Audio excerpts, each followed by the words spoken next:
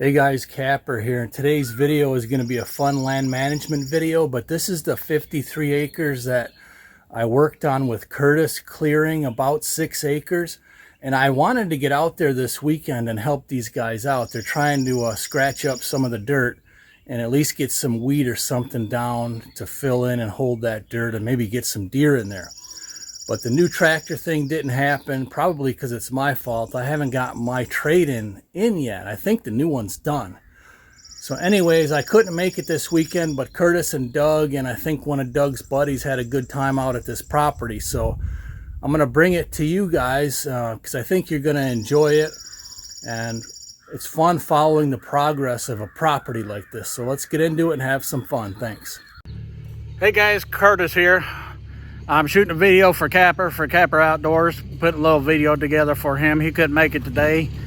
I believe he's out of commission for today. Had some problems, which you'll see coming up with this trailer, and made a trip to Kentucky in the past couple days. But out here on the Saline County farm that Kapper and myself spent a couple weeks getting cleared up for Doug. Doug's made it up from Georgia for the weekend, do a little bit of fishing and get some of this worked up. We're going to be using a brand new implement that he just bought. It's for a ATV or UTV, hooks into the back hitch of it. It's called a Groundhog Max, a little disc that works up the soil. So I came over and let Doug borrow my side-by-side here to get some of this worked up while he had a little bit of time before he takes off in the morning. But I'll bring you a video here and show you how it works. Here we go, first try on the groundhog.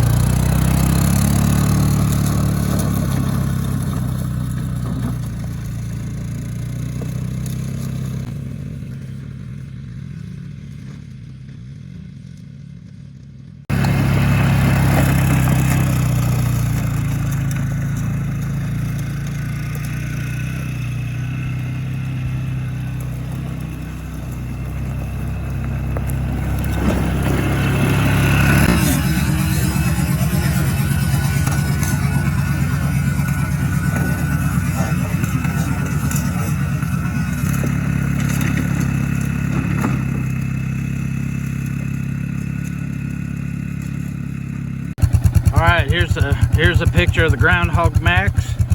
Goes right in there to the hitch, restyle hitch on the back of your ATV or UTV like this one. Got the little notch disc blades. The height of it's adjustable, so how we got it on here, we backed up on a piece of wood, 2 pieces of wood to get the back tires up a little bit, and made the adjustments to get it slid in there. But like I said, it works on the weight on the back of your ATV. This is great for people that don't have large equipment. Relatively inexpensive, I believe a couple $100. It's a great way to make them food plots, get in the secluded food plots for people that don't have the equipment. So we're getting her tested out today, fresh out of the box.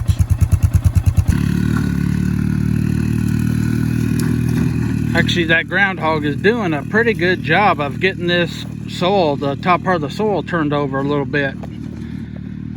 Looks like it's going to turn out to a pretty good seed bed. It would have probably helped a little bit if we would have killed off some of the vegetation first, but we were working with some limited time here. Doug came up from Georgia to spend 1 or 2 days getting some seed planted here.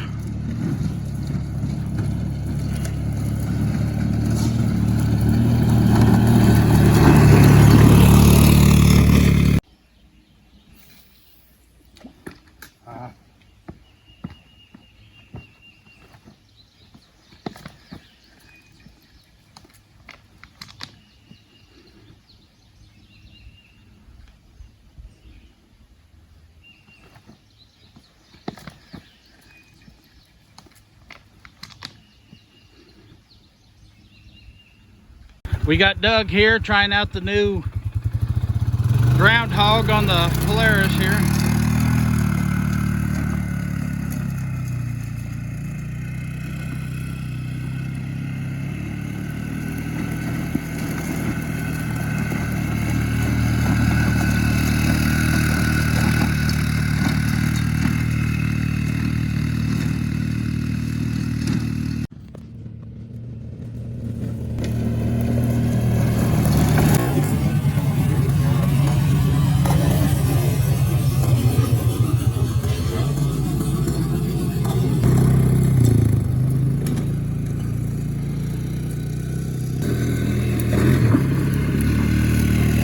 tree stump.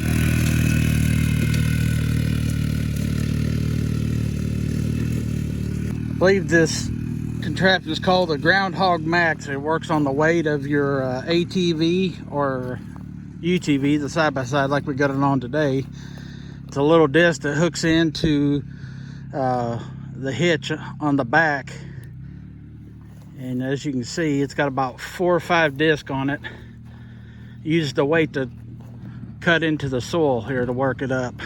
We're gonna have to go over it probably 4 or 5 times to get it broke up real good, but it actually ain't doing too bad.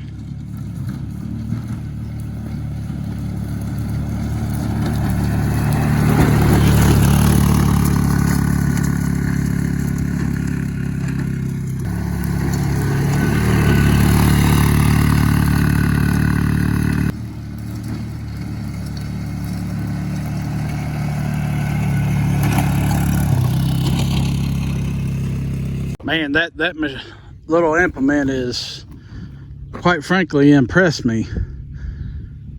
This is pretty rough ground. After we clear it, there's still some little tree stumps and everything, but this thing is working up the ground really well for the size of it.